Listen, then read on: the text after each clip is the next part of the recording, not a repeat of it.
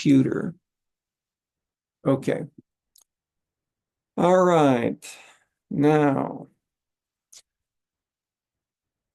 Monday, I talked mostly about the broader framework of Tocqueville, participation, the specific operational definition of this broadly is narrowed from Tocqueville in the more contemporary late 20th century, 21st century work of Putnam and others like Verba and Nye at Harvard working on these issues.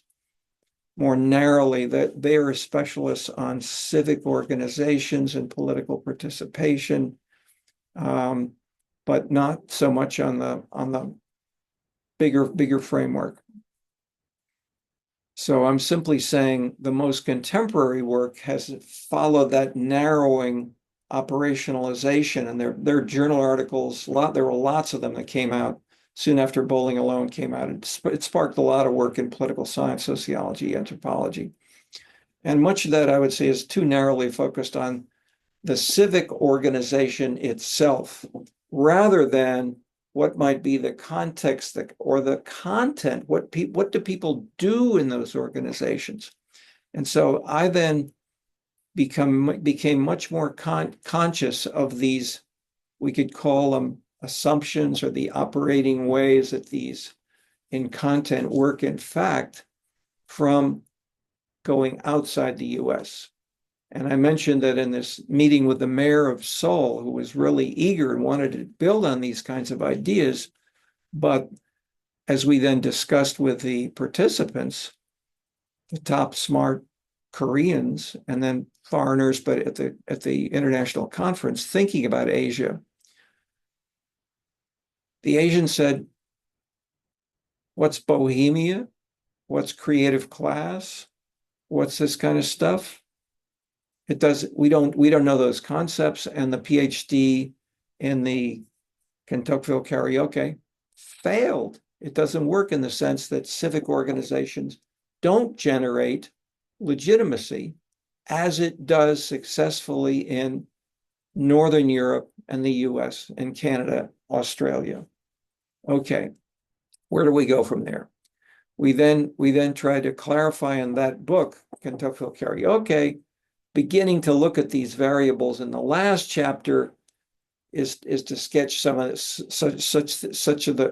the dimensions, the components of what holds these things together, going beyond the normal left-right of so much discussion in the West from the 19th and 20th century, and just working on civic organizations, adding Tocqueville perhaps to that. But then as we went further, we looked at types of dimensions like public goods versus private goods. And the sounds very simple, but I'll just mention it again because it took 10 years to develop. Centralization encourages public goods.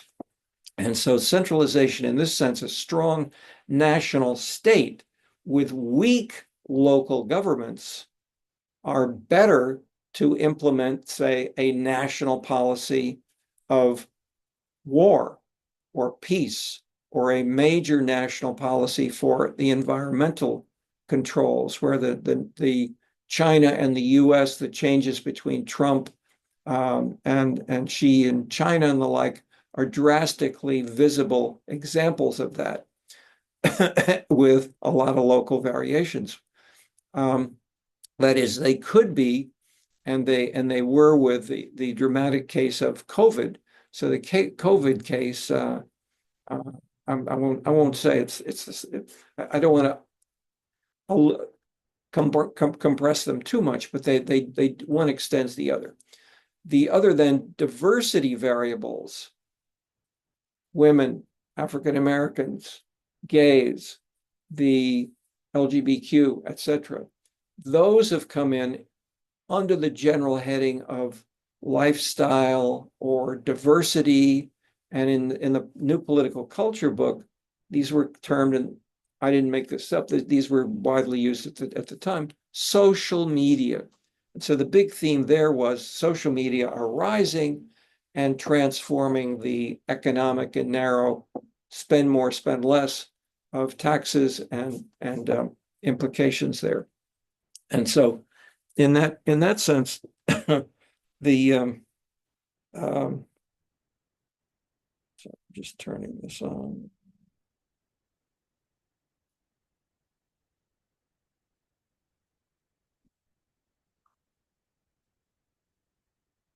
Going beyond that, we worked on these issues of where and why are these issues different? And that led to, I pointed out briefly, the discovery of the arts with Achterberg and I. And then we began to look more closely and we found, hey, there's really a lot of going on here, but it's just not paid any attention to by social scientists. But citizens are doing this. Social media are taking off. There's a lot of work on the arts. How can we make sense of this? So Dan co-edited a book on local arts and local politics. We then, more conceptualizing, worked on 13 years called Scenescapes. And so the core of the so-called table of table of elements, the social table of elements, not just the chemical table of elements, but the social table of elements, is the 15 dimensions of theatricality, legitimacy, participation, and where and how these then I want to explore here. And let me just one more point that this has taken off in turn in the last 10 years, especially with the Scenes Academy, starting with the Chinese, but then broadly connecting the Europeans and others around the world. So let me give you some of that with, if I can easily get this to work. Okay, so we got this. See, I want to choose my PowerPoint, and I want to share. This is important for, I think you've also others found, use this thing, share sound. We click first, and then optimize for video sharing. I'm not sure what that's going to do, but I'll try that. And then I'll click on the PowerPoint and I'll share it. And whoops, to share, please install the Zoom audio device. Please start the audio recording. Start sharing computer sound. Oh my God. Just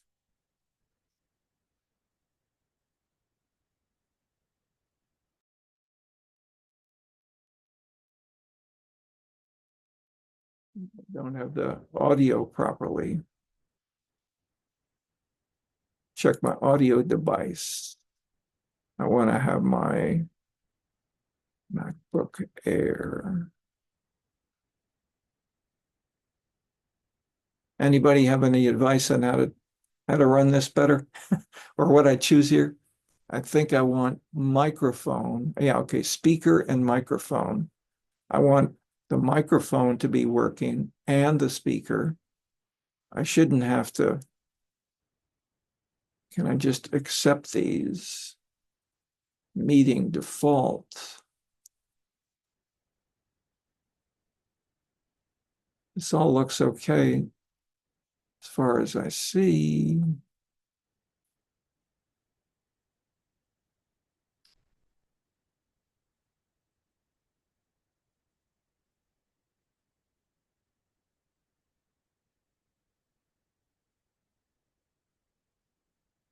Meetings default.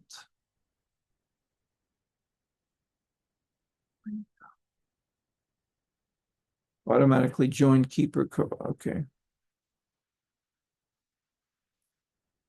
All right. Can you all hear me? Okay, those of you right here in the Anzi, do you have any advice? You may know more about this than me.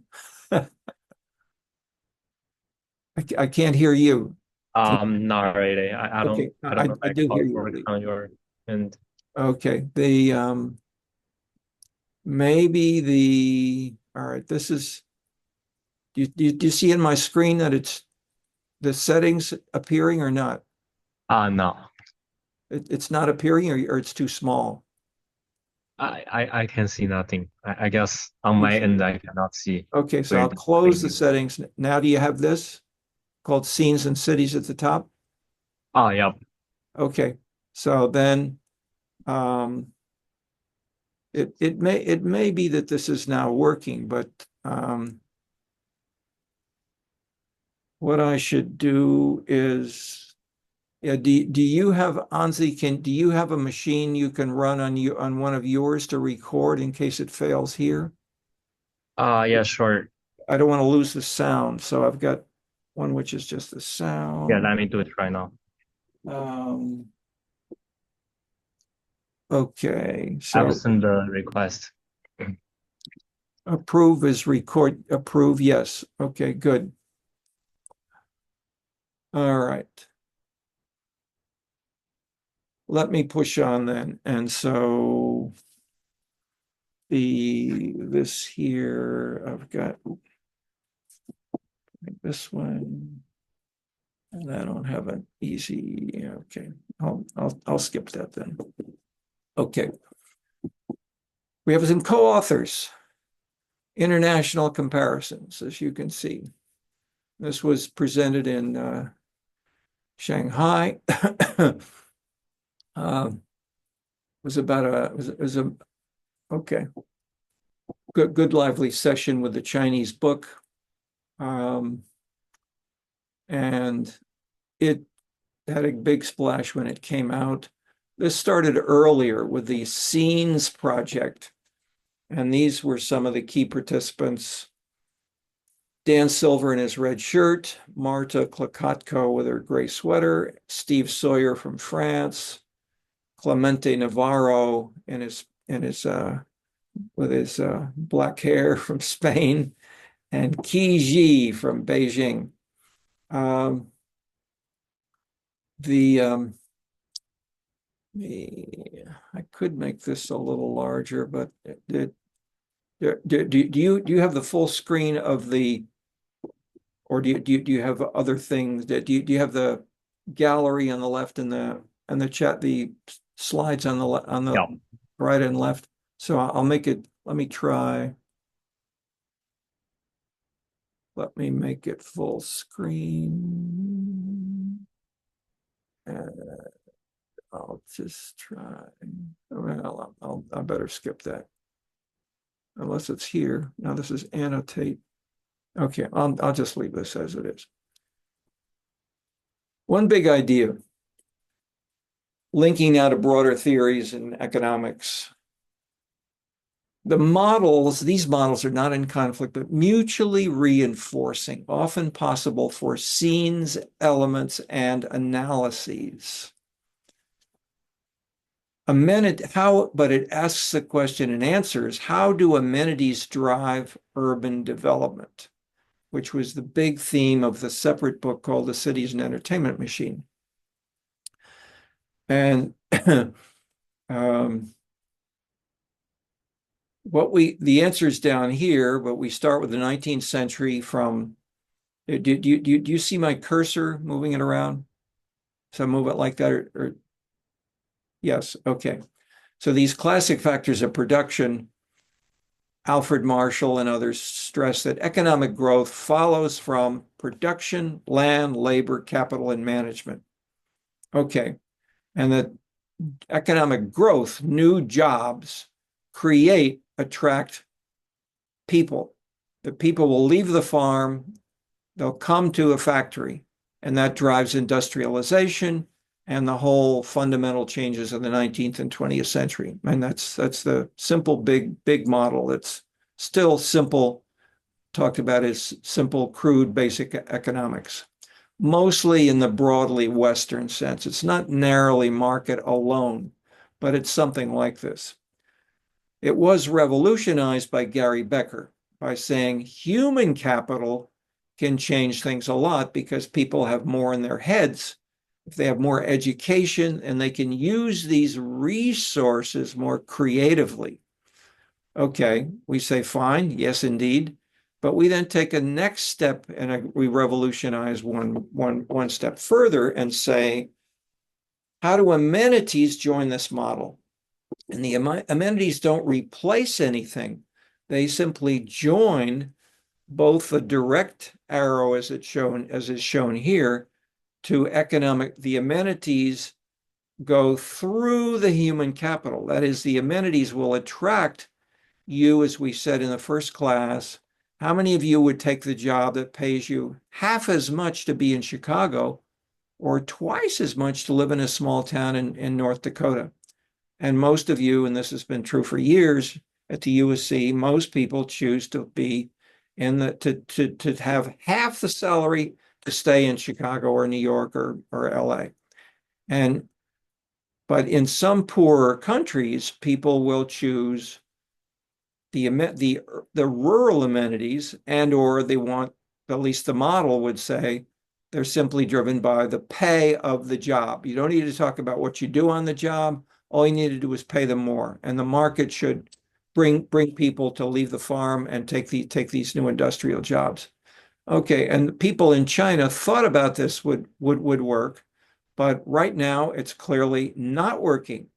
And so that's part of the explosion of interest and concern about how could amenities work in Chinese cities, and as a economic development tool. And so that's really taken off. And so the urban amenities can attract the human capital. Smart, talented people can leave rural areas or small towns if they come to places where they're attracted by the amenities, and not just by money. But amenities attract talent and drive innovation. Why? Theories, digitalization, testing models. Okay, what are the theories, digitalization, and the testing models? Let's go here. 3 big models. Schumpeter's idea: innovation. Capitalism must destroy older firms that are less efficient. The newer firms will have, following the breakup of the old, will take those resources, those people, the talent, the money, capital. Then you'll have innovation. Destruction and competition drive innovation. Gary Becker: human capital and talent, especially education, transforms the resources. Doesn't talk so much about destruction as resources. Kuznets: how measure and model these processes. Welfare, utility, GNP are the models of this. He measured these for the first time in the 1930s and 40s, and these had been in the writings of Keynes and others. The 1930s, they didn't have any data. They didn't have any ways to model, and they didn't join the pieces together as variables. And so we had data coming together. Kuznets helped to measure GNP, but disapproved of its overuse to measure welfare, writing, the welfare of the nation can scarcely be inferred from a measure of national income. And so this in turn led to the economists, especially here, Becker and students, Ed Glazer: utility equals income plus amenities. Okay, amenities, let's go there. And so they started doing that actively, and I saw them doing that. And then I'd worked with Paul Lazarsfeld at Columbia, quantifying entire fields, developing citizen questionnaires, began with Gallup and Lazarsfeld, marketing, consumer preferences.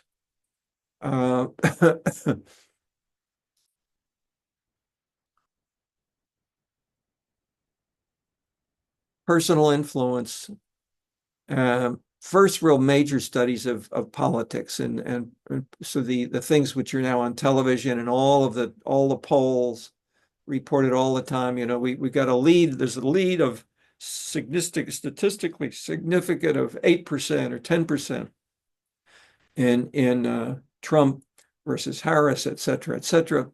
These didn't exist until Lazarsfeld and company. Then James S. Coleman, Seymour Martin Lipset brought this into standard widespread use. Ethiel de Sola Pool at MIT helped as well. Theorizing, bigger theories from the past, join hundreds of leitmotifs and myths to create an integrated artwork. Wagner did it. Okay,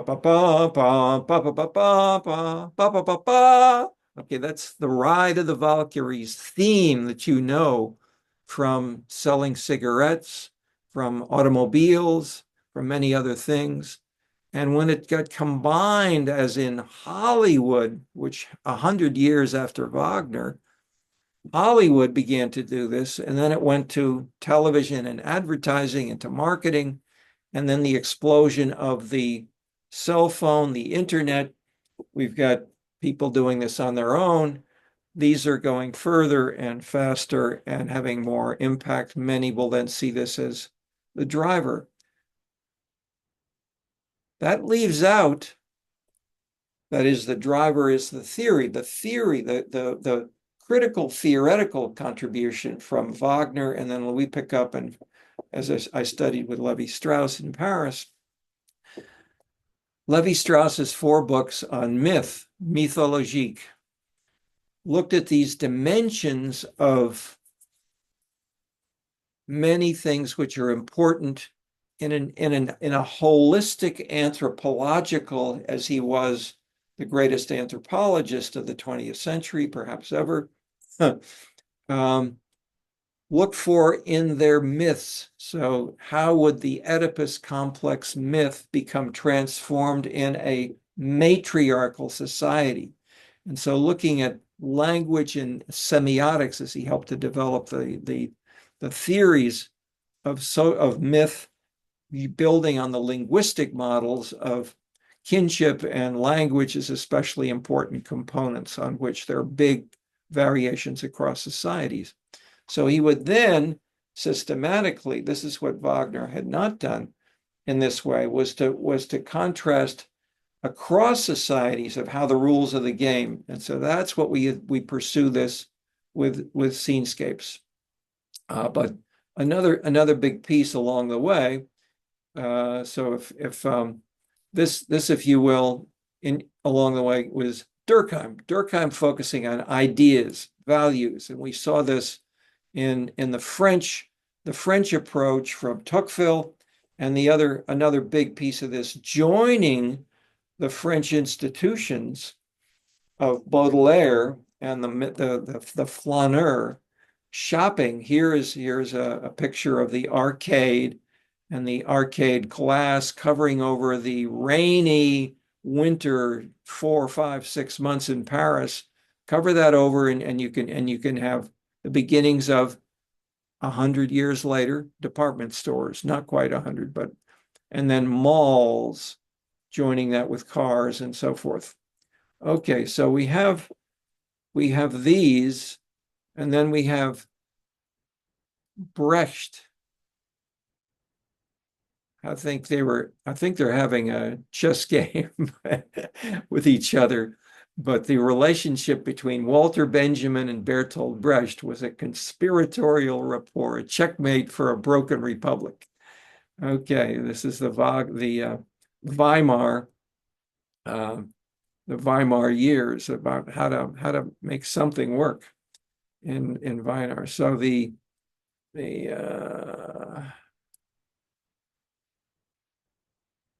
back up.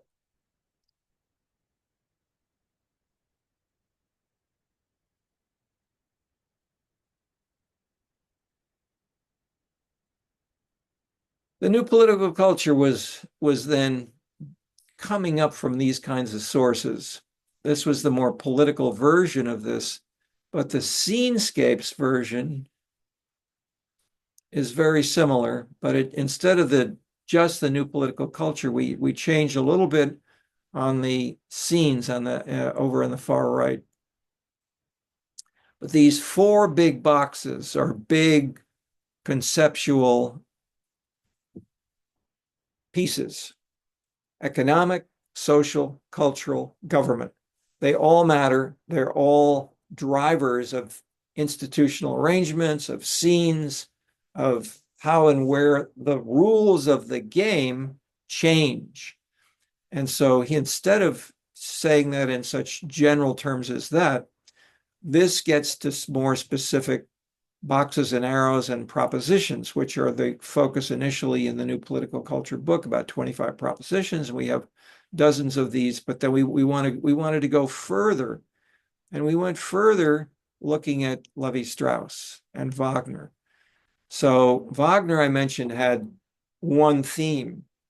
Wagner's structure was to use hundreds of themes, hundreds of different themes for personality, for mood, for jealousy, for conflict. And these kinds of sounds joined with the character, joined with the actions, joined with the voice of the singer and so forth. These heighten the emotion because it reaches the heart and the feelings, not just the abstract, dry text and numbers on a piece of paper. Okay, so this in turn was codified a little bit more by Claude Levi-Strauss, but we then wanted to build this in a little more coherent way, and we did this, and then we added 5 years or so after New Political Culture, we have the idea of the scene. Scenes can include these 5 components: neighborhood, physical structures, persons, activities, values. And the values were left out by just the civic organization or just the job or just the money. We want to look at, why are people doing this? Why do they want legitimacy or theatricality or authenticity? These we then answer in terms of looking at these kinds of specifics, and we get down to these. We invented none of these. These are things which have been floating around in the world, in philosophy, in religion, in political arguments, and social theories, but we haven't joined them together.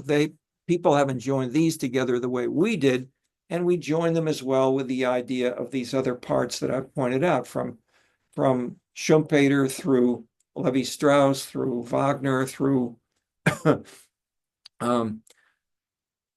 kinds of data and analysis which we can pursue these things together. So we can take a simple idea like the journalistic discussions in the Wall Street Journal that Silicon Valley is growing and building a lot of economic development. Yes. And so if you have more, or the technological, many of the Chinese, many people internationally, less developed countries say, what you need are cell phones. We need technology.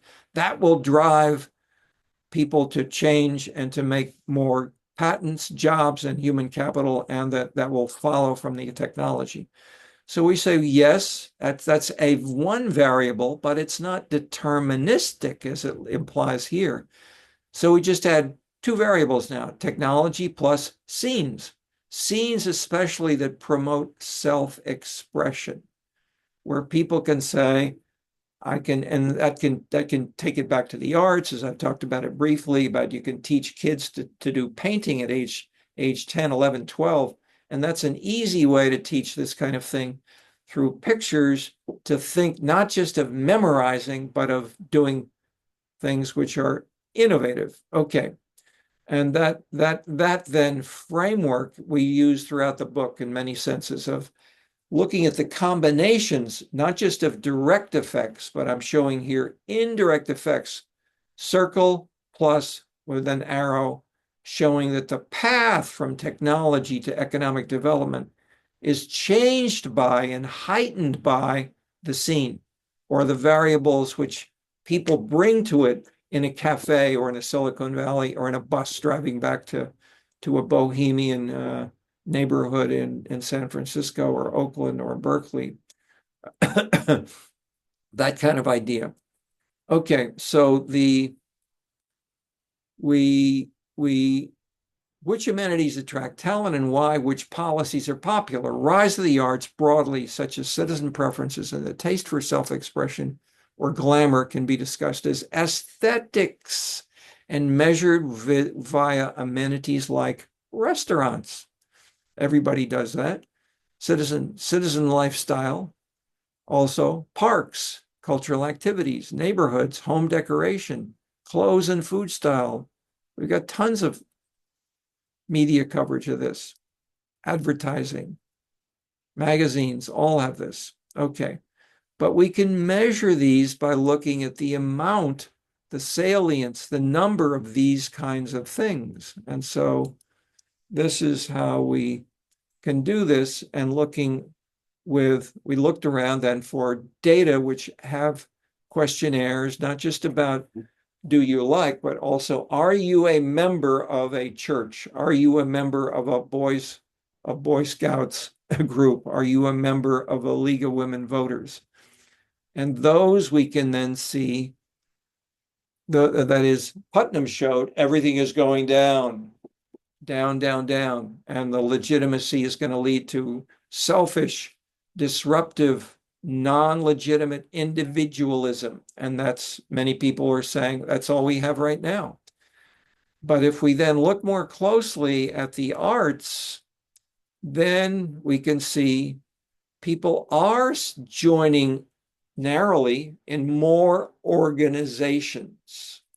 And so there are surveys just of organizations, and these are doubling in the US in roughly 1991 to 1981 to the 2000, and tripling in the Netherlands. It was flat in France, but it did decline. Let's go over here internationally to more countries. There were differences, changes.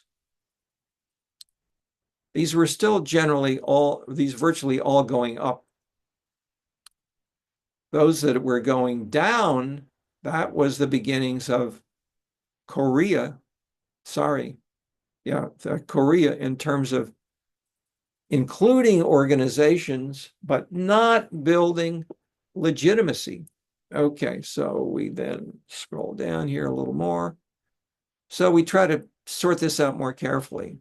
Look at different kinds of data, not just civic organizations, jobs. How about leisure and hospitality, trying to get jobs related to aesthetics?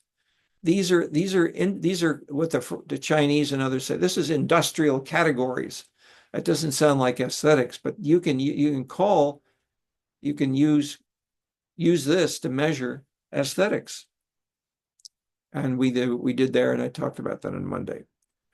How can we join the arts and government policies? The French royal castles in Versailles in the background was created by General de Gaulle.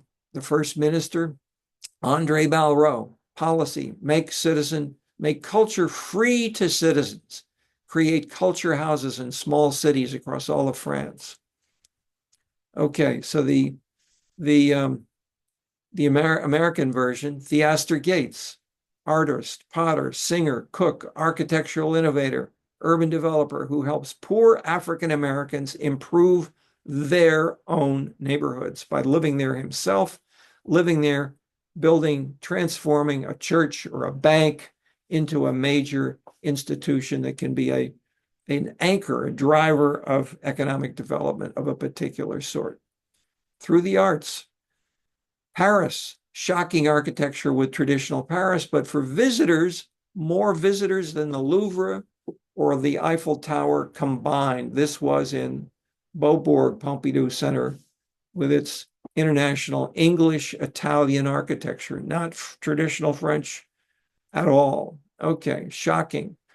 So then within France, so this is Malraux, within France, they went further. Jack Lang, there should be no hierarchy difference between minor art or high art, between noble and popular. So Malraux was still doing elite high art. Bourdieu still talks about elite high art. Popular culture is, I won't say equal, but there is no longer a separation in much of the literature between high art and popular art. Holy Week, Spanish Foreign Legionnaires invited to carry the crucifix in one Okay, this is now adding localism. Localism, you have decentralization. You can have, if you want to have centralization, you don't let this happen in many countries of the world. But the Mark Franco, the Spanish dictator, to use that term, almost literally, he rose, poor guy, he rose within the the Spanish foreign legionnaires in Morocco. He fought so well that he became the head of the Foreign Legion. He in turn became the head of Minister of War, whatever, and he became prime minister, and he became the head of Spain for decades. So this is written up by Hemingway, by many others. But the point is, today, decades after Franco is dead and gone and buried, in one city, Malaga, within Spain, they still invite the Spanish legionnaires, and they join the crucifix. They come down the ship. They come down with their guns, with their military uniforms and style, combining the legionnaire symbolism with the classic Christianity crucifix with the beginnings of Easter. Okay, so the joining of the arts together with the military, the political, and the economic is what I'm illustrating with these some dramatic illustrations of these pieces. Instead of seeing these as separate parts of life, that's what we do in the idea of especially this, to joining this in the political and economic, and then we extend this to the broad or simultaneously. This book, I was working on this while Dan was working more on Scenescapes data analysis. We put this together in the Scenescapes book. We then join this as well with some explicit past work on aesthetics, camp, and we talked about camp, and we had a great show from one of you classmates showed up in his outfit, and that's in Monday's session. You can do that for extra credit, which you asked about. Oh, okay. Some examples we had included. We consulted. We were invited to.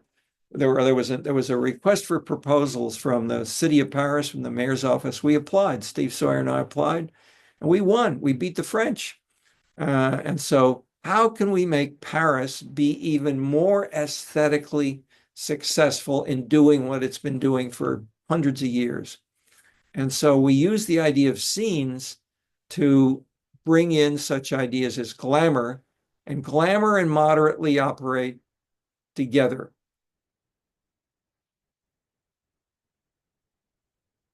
This is money. Rich people are in the darker green. Yellow is the poor people. Do these work together? Well, they do overlap a bit. For this one scene dimension, yes. But if we take the 15 scenes dimensions and we look at things, let's drag this over a little bit more here. Exhibitionism, glamour, and charisma, these three things can be very, very different in the US, in Canada, Spain, or Korea. If we use national data, or if we can then get down to local data, we get different patterns in the ways that these things relate. That is, the rules of the game change depending on the context, drastically and dramatically. Okay. And so these tools to join the case like Seoul with all of Korea, and then take an individual city like Malaga. Malaga was different from the rest of Spain. Okay. But they do so using a combination of these aesthetic activities, but we can also measure these using with correlation coefficients, with regressions, other kinds of data analysis, which can join these multiple tools to sort out the 15 on the left-hand side. These are each of the separate 15 dimensions. Say which of the 15 are, and do they correlate with rent? That is sort of an income measure.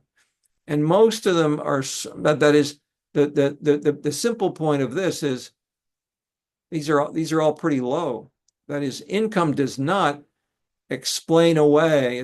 That is, these are not spurious. These 15 dimensions are not spurious, and it's really just income driving everything. Although Spain was the closest to that for some dimensions. Spain looked a little more like that. But Korea, no. Canada, no. US, no. And that you can see that in another way.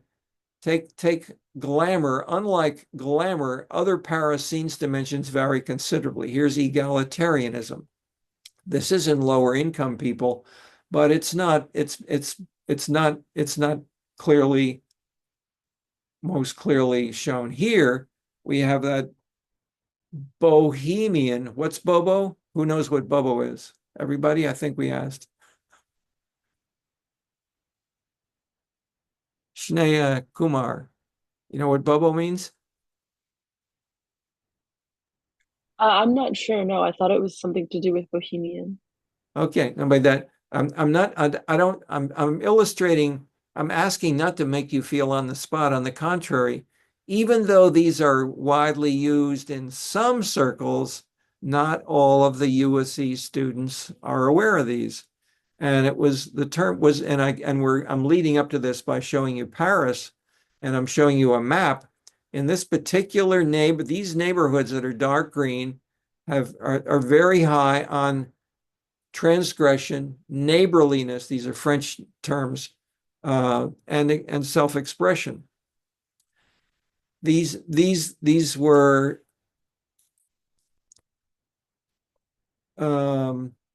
significant, and they were not related. They were the opposite of tradition and formality. But the point is, these two,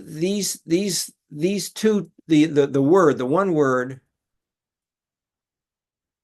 was initially going to be the title that Richard Florida would use for his book called The Rise of the Creative Class. Florida didn't use the term class at all. It was the publisher who said, let's call it class, because everybody wants to read about class. But Florida's book actually was modeled on this from the book on the title. What's the title? The Bobos in Paradise. Bobos. So what are Bobos? Bohemian and bourgeois. Okay, you all know about bourgeois from Marx. Bobo came from Baudelaire and Balzac, and we talked about that and the opera, etc. The Bohemians. Professor, I'm so sorry, but I have to run to another commitment. Sure. Thank you very much for class. No problem. This will be recorded and posted. So the point of this is that income does not explain Bobos. Income is insignificant, unrelated to income. That is, these combinations of these things, these may be artists who may be very poor in terms of income, very low income, and many young artists nevertheless are painting, they're taking pictures, or pottery, whatever else, photography. And the French support a lot of this. There's a lot more interest in the arts than in, as I said, in Italy, Spain, France. You have more of this, in part because of this is a building on Benjamin and Habermas. The authoritarian bureaucracy prohibited through the 19th and 20th century, or just held down, civic organizations. But you could have food. You could talk about the aesthetics. You could talk about beauty. And those still continue today. And so they're better at selling. I mean, look at the ads in the women's magazine for fashion. The Italians and the French still are the places to go, to Paris and Milan. New York is catching up, but the traditional aesthetic locations remain Paris and Milan. Okay. The Bohemian combining with the Bobo joined together in a new aesthetic, which is not simply Bohemian and not simply bourgeois, but it joins money, which the Marxist concept stresses the bourgeoisie and class conflict with the poor people. The concept of the Bobo says we have to add to make sense of this, of what do people want to support. They vote for mayors. So who was running against Trump? She was running not just on abortion, but on, that is, in that sense, abortion, you could say, was a bohemian issue area. And following part of the major set of policies from Biden that were continued on by Harris is part of these kinds of themes. So we can look at these by looking, we can analyze all these things more carefully if we don't just say left or right or rich or poor or Bobo, but look at the 15 dimensions. And so Bobo is included in Paris, and there's even a song, a song about the Bobos. And it talks about, they read this book, or the philosopher of this guy. Whoops. I can't move that. Can't move this cursor around.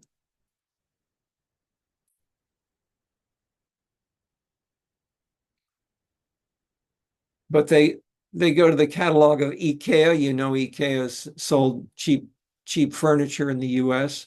They like Japanese restaurants and the Korean literature. They etc. They go to so that is, they're describing the lifestyle specifics of the Bobos.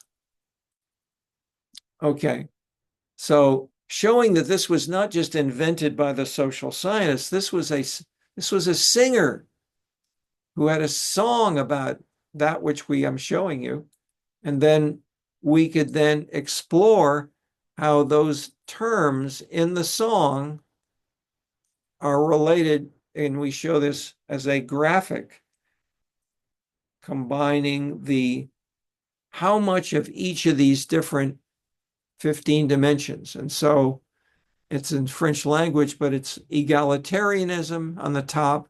Next is neighborliness. Next is self-expression. And then transgression. These four are major components of being a Bobo. Corporatism is the opposite. Tradition is the opposite, etc. And low, scroll.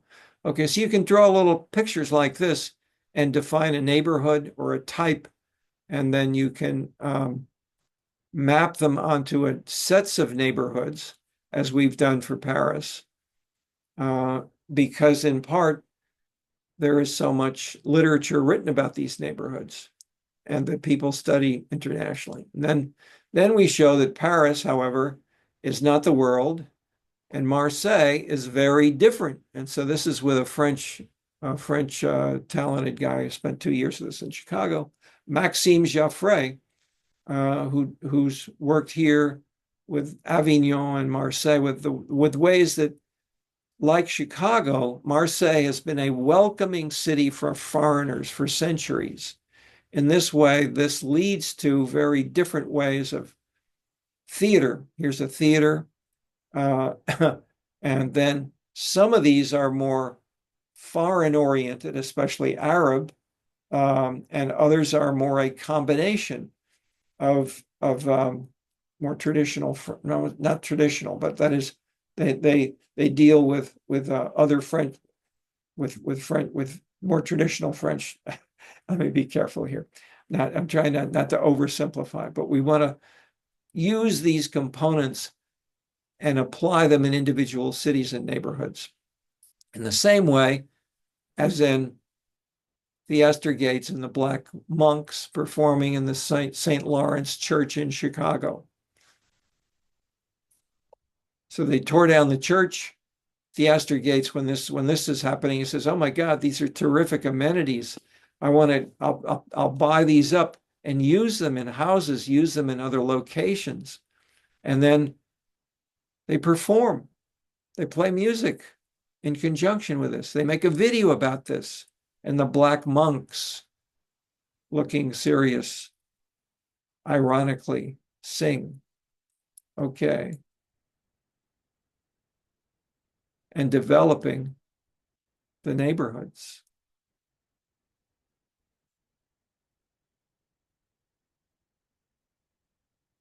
But this is also happening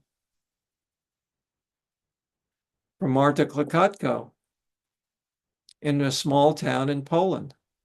You don't need to be rich. You have new ideas. You don't have enough money to build up or light for zoning. You can't have more tables or chairs. So people show up and they can stretch out further later at night and so forth. And then they could have concerts, political discussions, poetry, and all sorts of things make it into a major scene. And this city now looks very sophisticated. It was a small town, old style peasant village. And then it was an industrial city. Not that much there, but there were other industrial cities within Poland that have been drastically redefined by making them into scenes to attract talented people who also would leave the American South. They'd get on the railroad track. They'd come up to Bronzeville. Archibald Motley, the great painter, perhaps greatest, presented these scenes in Good Times on the Stroll in Bronzeville during the 20s. The Encyclopedia of Chicago says, jammed with Black humanity, night and day. Okay. Scenes drive a lot of other things. So we're over here.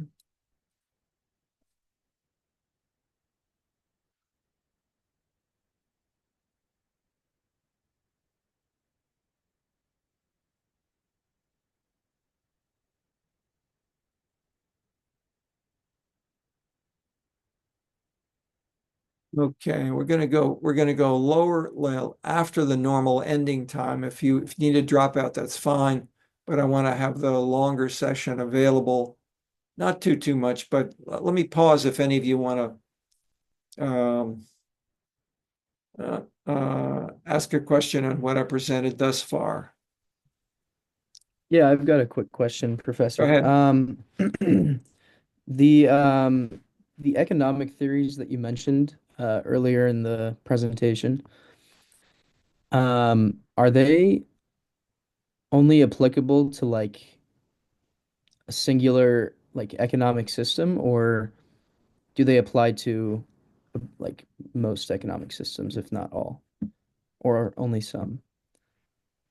So I think when you mentioned or talked about Schumpeter, I think his name was, like the innovation, like theory of innovation, and then the other two, I forget who they were. Yeah, Gary But Becker they're and and Kuznets measuring GNP. yeah, right.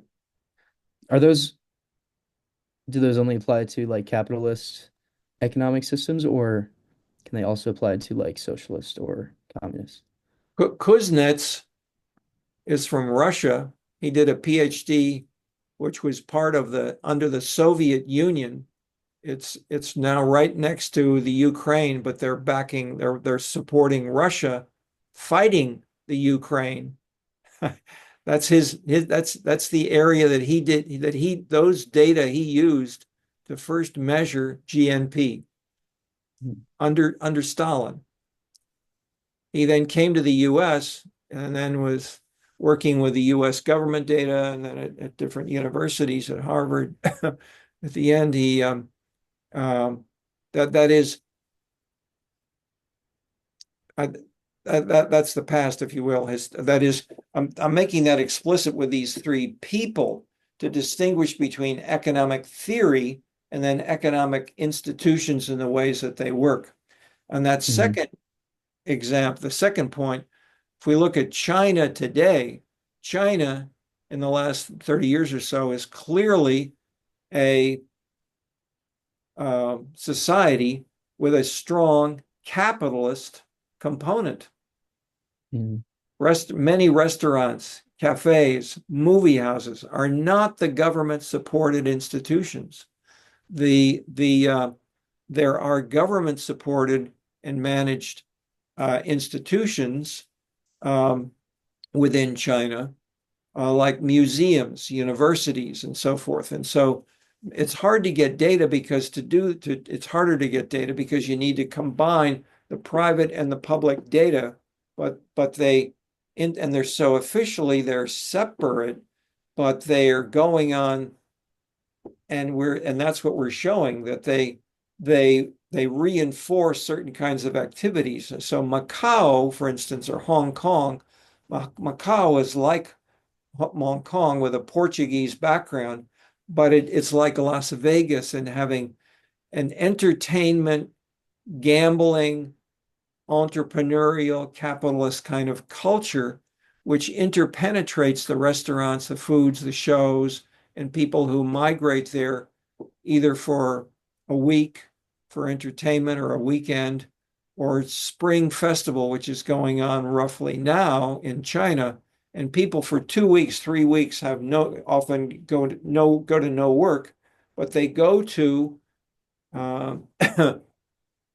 cities which are then measured. Each of these cities are measuring these as tourists. And these are data which are now being compared locally to see which kinds of cities are attracting it. And that's where the scenes have taken off, and their impacts are now being analyzed to show the impact of scenes even within this society of China. So the point is, I'm explicitly mixing both the capitalist and the socialist to say we want to look at the components that work both. And some of the dynamics may come from an entrepreneurial market and others may not. And so rather than saying or put more strongly, to use the term capitalism versus socialism explains their lives is weaker and weaker and weaker. And that's the need for more dimensions of what's going on. And so both within China, and so people who say capitalism, Trump is just coming from capitalism. Not true. The authoritarianism is something which Trump explicitly says this is good stuff. Putin, Xi, these people, I want to be more tough. We need strong leadership, and we'll do more. On the other hand, Musk and some of the others will talk about markets and entrepreneurship. Nevertheless, we talked about that briefly. Why is Musk not just being capitalist? He uses the arts, his cars, etc. So we need to look at these because we live in societies, both in China and the US and France. We live in societies that are more complicated. They have different components, and where and how they overlap or don't overlap or they conflict is exactly what we're trying to give you the tools to analyze as you go on, not just here. But let me introduce one or two bits more here, which say, if we take something like Bohemia, the concept has been used in ways,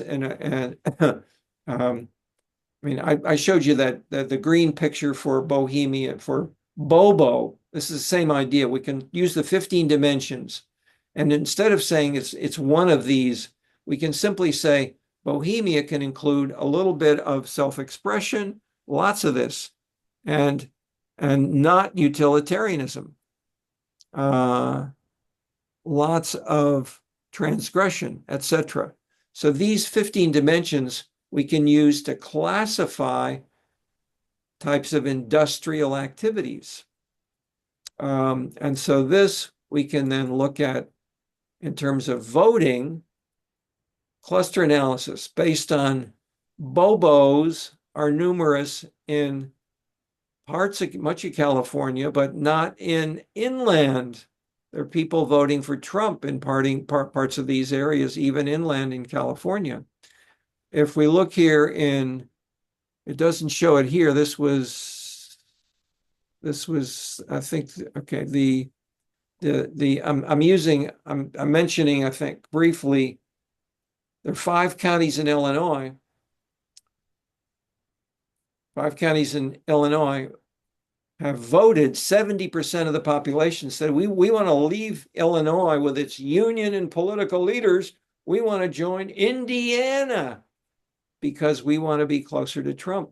So the differences here are things which you need to look at locally and see that in these dark green areas, the drivers are not the arts, not so much that the scenes dimensions of self-expression and transgression, which are important over here. And when I say important, we used over time changes of which rises first and which follows later on, and we find that the driver can be that the arts can if the number of arts jobs grow first and later on non-arts jobs grow second, then it's over here. By contrast, over here, the arts people only are growing after non-arts jobs are growing. Similarly, within Paris, we can have other kinds of dynamics working. This is more complicated than I'll try to elaborate, except to see the idea, which you can see visually. 15 different kinds of dimensions are going in multiple different ways. And there's not any one rule of the game, call it capitalist or bourgeois or rich or poor or something like that. And so these are different books which elaborate these specifics in Spain, in Korea, China. And then this leads to the question of which comes first, jobs or arts? And the answer is both. But to look at this, we separated out these kinds of industrial activities that we classify these as arts businesses, arts industries. Then we can measure these with these simple equations, which grows first, the jobs which are in the non-arts jobs versus the arts jobs at the bottom, time 1, time 2. And then especially we'll look at those diagonal paths.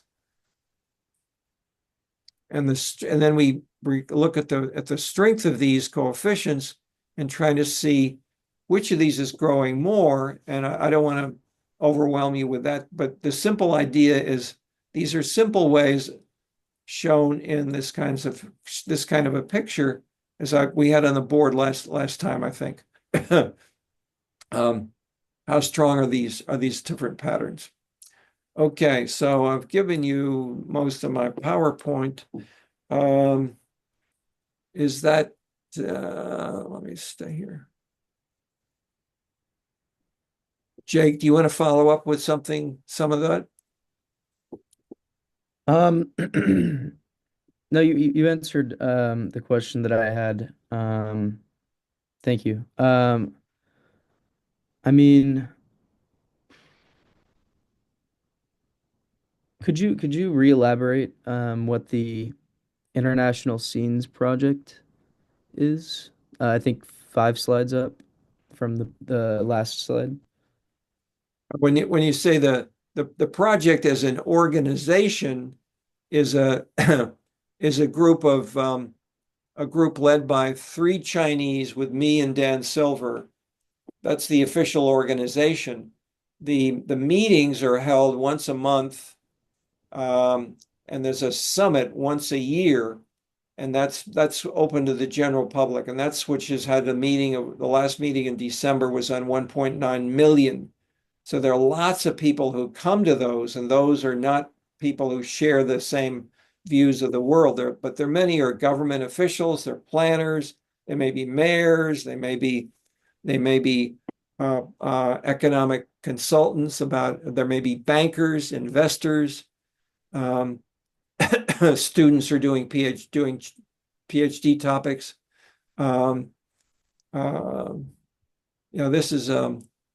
This is a different version of the same kind of thing as I showed you before, showing California, but it just shows it more the individual specific areas. And that is, we're doing things like these sorts of maps for Korea, for China, and to try to see where and why these dynamics vary, and how much they're generalized and how much these aesthetics differ. That is, how much is Silicon Valley different because of this? Richard Florida argues that Silicon Valley is different from Boston, and Silicon Valley took off and Boston went down in the beginnings of computers. They were competing it with two cities, and the interpretation is that it's the context of the bohemian lifestyle of San Francisco drove the economy of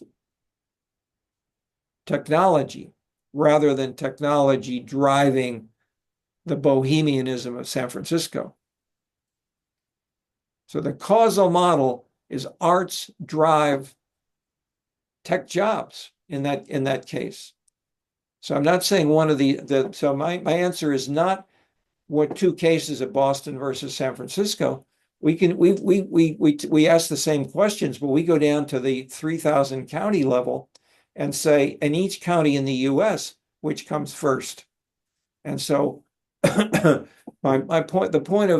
point of doing these maps and using them for France, for Spain, for the US, China, is that these are generalizable enough that we can use them internationally. Your question. Try to take a proposition which can be tested with data and with a general concept like arts versus non-arts jobs, or then get to these 15 dimensions. We can then analyze their explanatory value, and that is what this international scenes is aimed toward and succeeded in doing. Are these final answers? Of course not. As we get better data, not just scenes researchers, but all different kinds of people. All the revolution in the last 5 years is AI. So AI is a fantastic set of assembling more and more and more data, which can be used for very, very much the kind of thing we're doing here. And it's seen as not only in terms of how is this illustrated in the economic domain. It's the hottest. It's the largest industrial firm on the NASDAQ of the New York Stock Exchange is and NVIDIA and so forth, along with it superseded Apple and superseded Microsoft. Okay, so huge amounts of money is going into this as a driver of the economy in the minds of investors. Does this relate to jobs, and which kinds of jobs, and which comes first? If we draw maps like this, they probably look a little bit more like this. That is, the people working in these kinds of jobs, like Facebook, are more close to the bohemianism and closer to the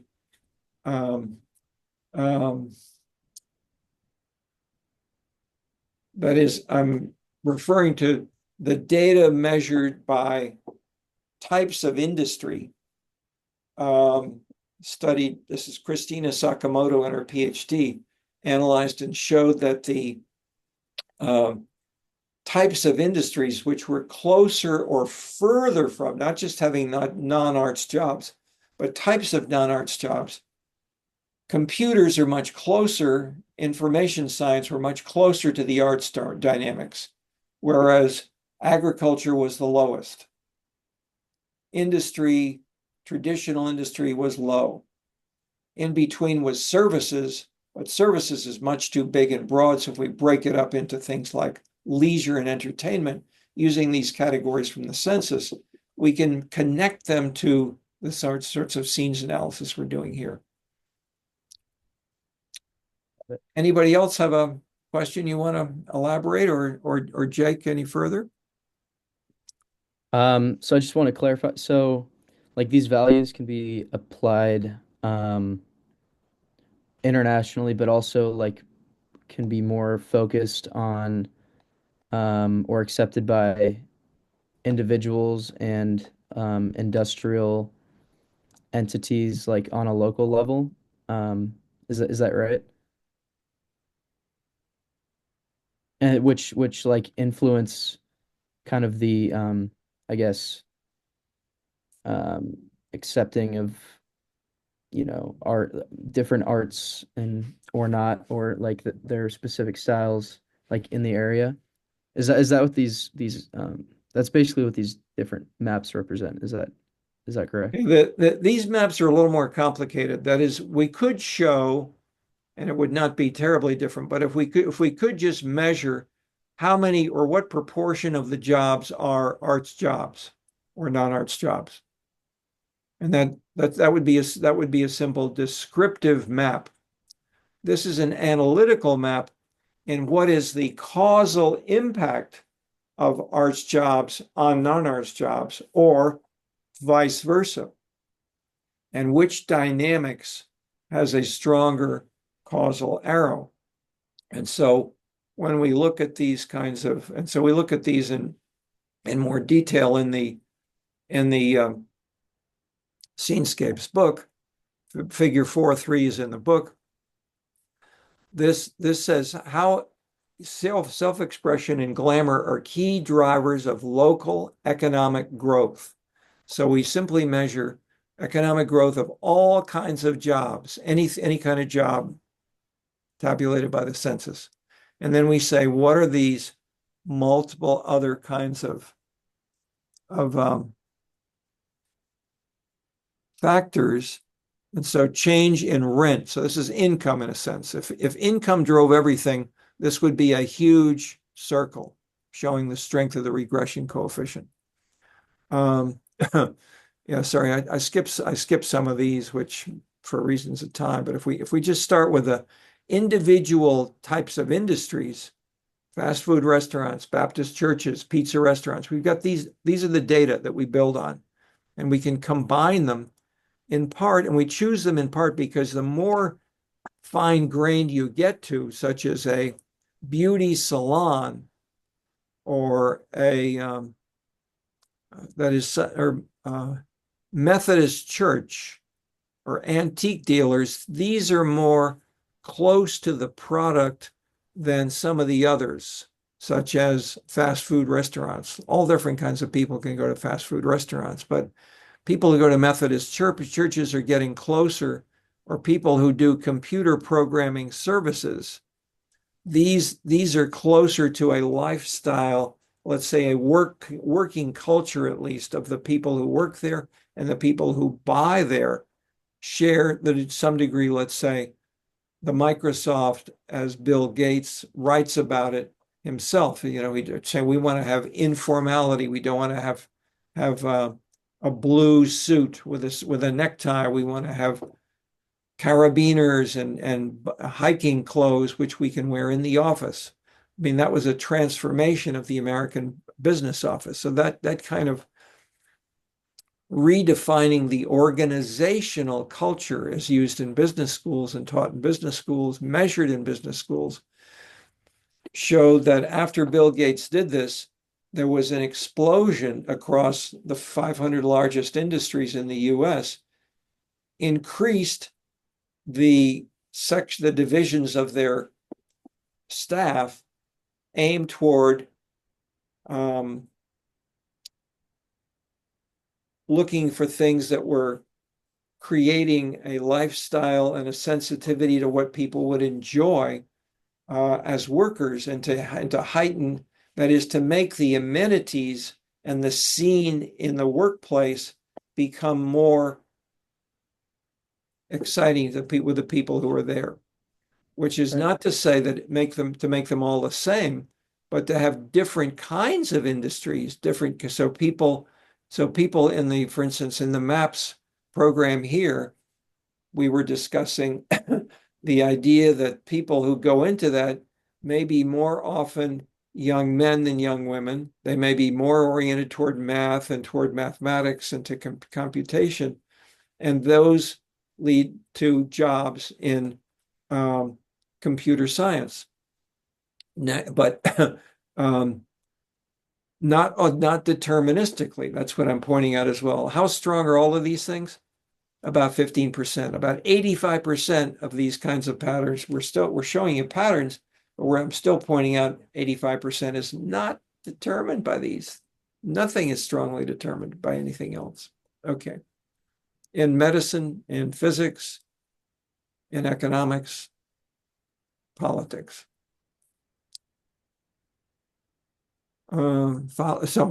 Just any more components, different. So we can start with the whole U.S. Then we can look at the three largest cities. Then we can have the numbers of these things. What's the difference between Chicago and the two other cities? Scroll down to Catholic churches.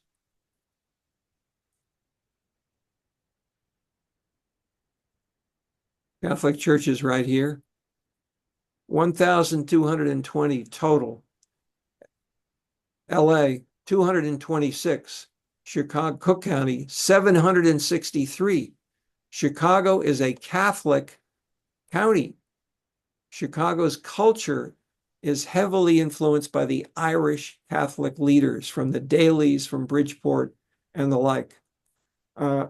No such thing in LA. So I've got a couple of papers detailing that. So, but let's go back over here to the regressions, the causal. So that isn't, we want to control for other things, not just our scenes related things. We want to have cost of living, crime, college education. These are classic variables used in social science. Economists, geographers, sociologists, they all use these. Then we add to these measures glamour, tradition, egalitarianism. And hey, they're more important statistically in explaining job growth than some of these other things. Read the heading, core model. What explains job growth across all US zip codes? Number one, arts jobs in 1998. Number two, education. Number three, insignificant crime, cost of living, and county population size. You read the opposite in much of the newspaper. Okay. The new economists are aware of this. The old economic people writing about it, like whatever, have not yet picked it up. Okay, those are our main points there. Jake, those are good points. Any follow-ups that you want to bring in? I don't think so. I think you covered everything that I was kind of curious about. Thank you. Anzi, anything you want to bring in or ask? No, I'm good. Okay. Well, we're roughly at a time where we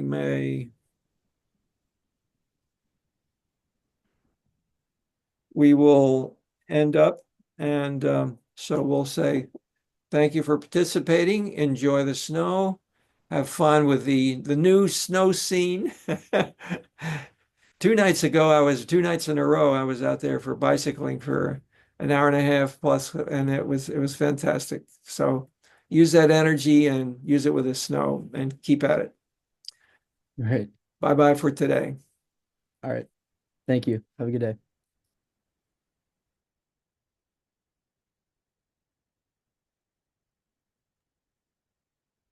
Should I stop? Wait. I'm trying not, I don't want to end. I want to save the recording. We recost. I think the recording for certain Stop reasons